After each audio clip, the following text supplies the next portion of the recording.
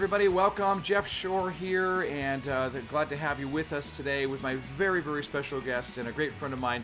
This is Kerry Mulcrone. Hi, Kerry. Hi, Jeff. How are I ya? am fantastic. Always good to talk to you.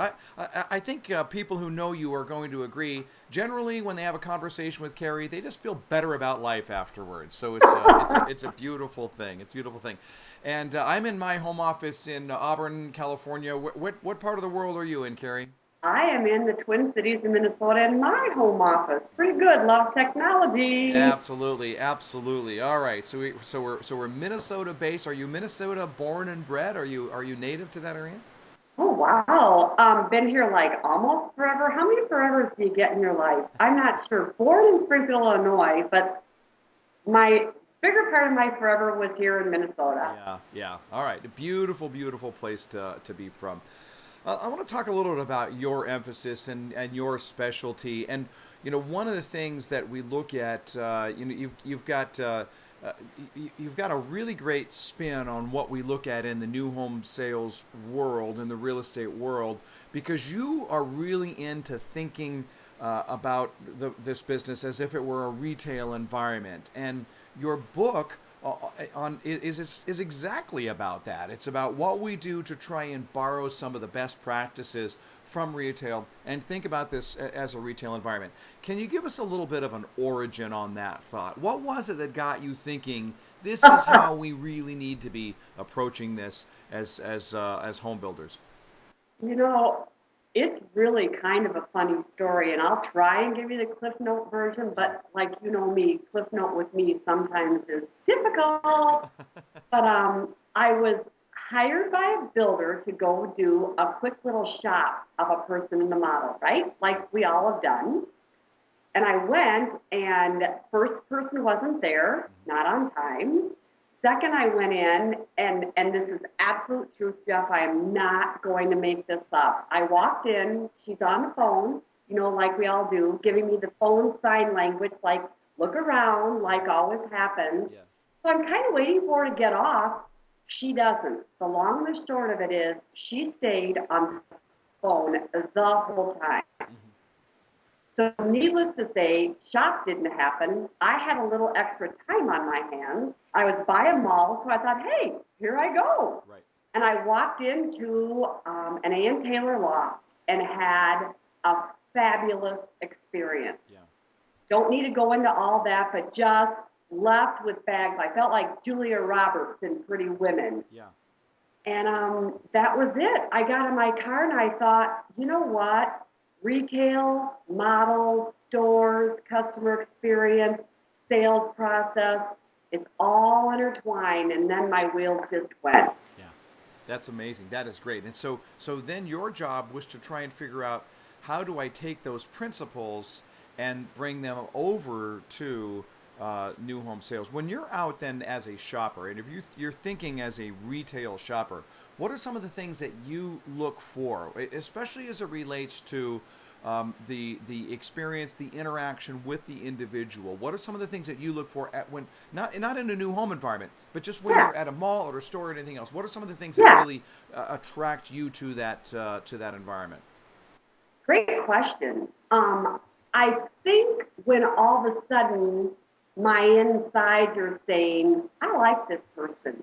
You know what? I'm going to go with what you're asking me versus I'm here to help. You know that half the store is 20% off and the other half 50% off. Yeah. And, when someone kind of gets into me, then I see myself let my guard down Hmm. and start being truthful or letting them give me their level of experience. Hmm. So I'm looking for the person that doesn't have those pat lines that their corporate office told them to say, Yeah. and and they work with me even if I'm being difficult, meaning I'm just looking or I don't have a lot of time. And if instead they watch my patterns and my behaviors and maybe bring me something similar to what I was maybe eyeing up, I'm thinking, you're good. Yeah.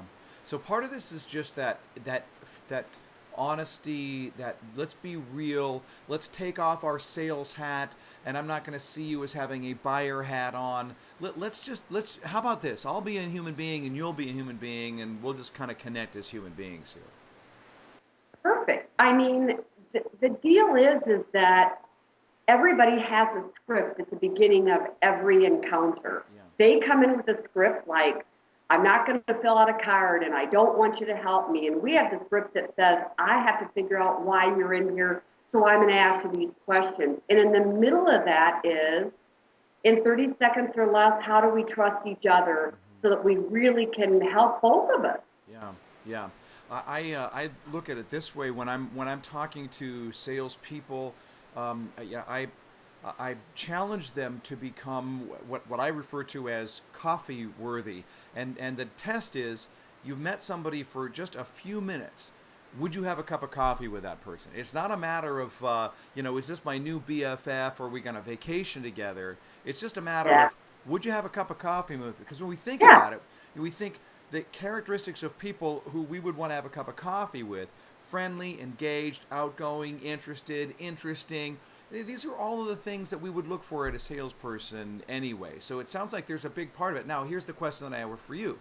You're going to have a different school of thought. You're going to have people who are going to look at it and go, hold on, I don't care if they like me. I just want them to buy from me. I mean, you're going to have people who are going to look at it and say, yeah, you're all going to be making cookies for one another, and I'm going to get in a sale over here. How do you address that Yeah. side of the equation? Well, I think that if you realize we can find mutual ground that we could work together and not necessarily, like you said, be best friends.